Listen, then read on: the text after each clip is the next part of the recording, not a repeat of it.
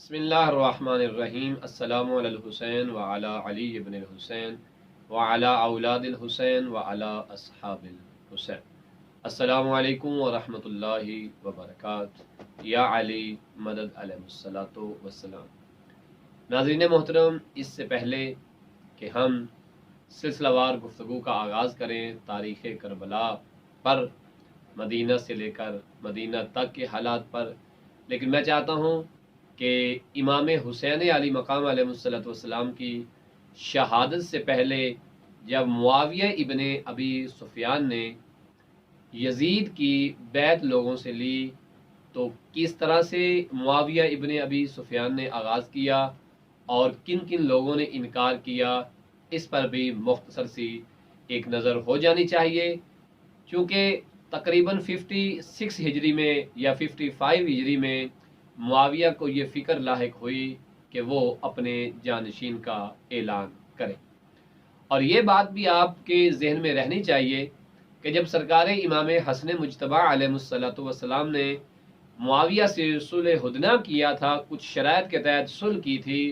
تو ان شرائط میں سے جو بڑی مشہور شرائط تھیں وہ یہ تھیں کہ ہمارے شیعوں پر ظلم نہیں کیا جائے گا، اور کچھ پیسے بیت المال سے باقاعدہ نام کیے جائیں یا ہمیں بھیجے جائیں تاکہ ہم اپنے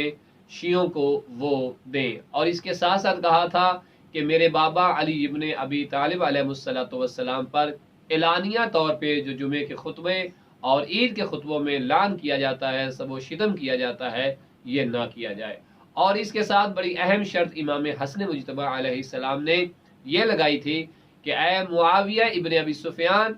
اگر تو جب مر جاتا ہے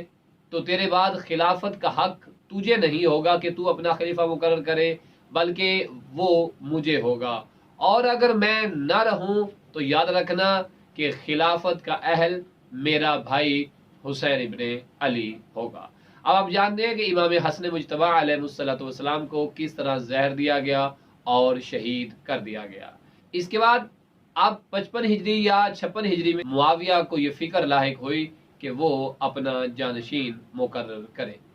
اب اس نے مروان جو کہ مدینہ کا اس وقت حاکم تھا اس کا سہارا لیا، اور کچھ بصرے سے لوگوں کا سہارا لیا، کوفے کے لوگوں کا سہارا لیا، اور لوگوں کو اس طرف متوجہ کیا کہ میں امت کو فتنہ اور فساد سے اور تفرقہ بازی سے بچانا چاہتا ہوں، اور یہ چاہتا ہوں کہ میں اپنی زندگی میں ہی اپنے خلیفہ یا جانشین کا اعلان کر دوں۔ جب یہ خط پڑھ کے مختلف شہروں میں سنایا گیا تو لوگوں کو بڑی خوشی ہوئی، اور لوگوں نے کہا ہاں بہتر ہے کہ اپنی زندگی میں ہی خلیفہ کا یا اپنے جانشین کا اعلان کر دیا جائے، تاکہ امت متحد ہو کر جو ہے وہ اس بات کو قبول کر لے، تاکہ تفرقہ بازی میں نہ پڑے۔ اب جب اس کا یہ خط ہر جگہ پہنچا، اسے محسوس کیا کہ لوگ بڑے خوش ہیں، اور مجھے اب اپنے خلیفہ کا اعلان کر دینا چاہیے، اپنے جانشین کا اعلان کر دینا چاہیے۔ اب اس نے جو اگلا خط لکھا اس میں لوگوں کو باقاعدہ یہ کہا کہ میں اپنی جگہ پر اپنے بیٹے یزید کو اس کا بہترین اہل سمجھتا ہوں، کہ اپنے بیٹے یزید کے اس نے جھوٹے فضائل پڑھے، اور اس کے علاوہ حتیٰ کہ بہت سارے لوگوں کو، شہراء کو بھی بلایا، اور اس میں بڑے بڑے شہروں کے بڑے بڑے رؤساء جو تھے، جو امیر تھے، جو معزز لوگ تھے، ان کو بھی بلایا تاکہ وہ دیکھیں اس محفل میں شعراء یزید کے معاذ اللہ اس ملعون کے قصیدے اور اس کی مداح کس طرح بیان کرتے ہیں، تاکہ لوگ متوجہ ہو جائیں اور لوگوں کا دل کرے کہ وہ یزید کو اپنا خلیفہ تسلیم کر لے۔ اب اس کے بعد بات آگے بڑھی، جب مدینہ میں یہ اعلان ہوا کہ جو ہے یزید کو معاویہ اپنا خلیفہ بنانا چاہتا ہے، بہت سارے لوگوں نے انکار کیا، جن میں سر فہرست جو پہلا انکار تھا اس اجتماع میں کھڑے ہو کے وہ حضرت ابوبکر کے بیٹے عبد الرحمن نے کیا، جس کے بارے میں پھر مروان نے کچھ باتیں کہیں جن کا انکار جناب حضرت ام المؤمنین عائشہ نے کیا، اور کہا کہ تو بالکل جھوٹ بول رہا ہے۔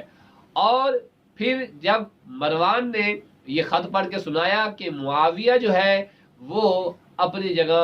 یزید کو مسلمانوں کا خلیفہ بنانا چاہتا ہے، تو اس وقت امام حسین ابن علی علیہ السلام نے، عبداللہ ابن زبیر نے اور عبداللہ ابن عمر نے مخالفت کی، اور شدید مخالفت کی۔ اب ظاہری طور پر معاویہ ابن ابو سفیان کو پتہ چل گیا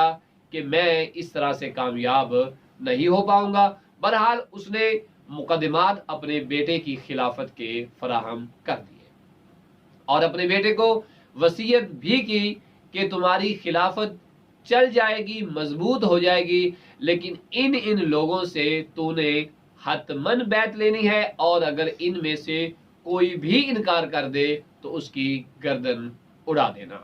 جن میں حضرت حسین ابن علی علیہ السلام اور عبداللہ ابن زبیر کا باقاعدہ نام تھا۔ تو ناظرین محترم، یہاں تک آپ کو پتہ چلا کہ یزید کی بیعت سے پہلے 55 یا 56 ہجری سے ہی کوشش کی گئی کہ یزید کو کس طرح سے مسلمانوں کے اوپر جو ہے وہ حاوی کیا گیا۔ میں اپنے دیکھنے والوں کو یہ خلاصہ اس لیے بتا رہا ہوں تاکہ تاریخ کربلا کا پس منظر ہر ذہن میں واضح رہے کہ اصل اس کے بیک میں کیا چل رہا تھا یا کیا معاملات تھے۔ انشاءاللہ اس سے اگلی گفتگو ہم دوسری قسط میں کریں گے۔ اپنا بہت سارا خیال رکھیں اور مومنین کو یہ ہماری سلسلہ وار گفتگو ضرور پہنچائیں، شیئر کریں اور لائک کر کے لوگوں کو متوجہ کریں کہ تاریخ کربلا مدینہ سے واپسی مدینہ تک ضرور سنیں۔ مختصر وقت میں جامع گفتگو آپ کی خدمت میں پیش کرنے کی انشاءاللہ ہم کوشش کریں گے۔ وصلی اللہ علی محمد وآل محمد۔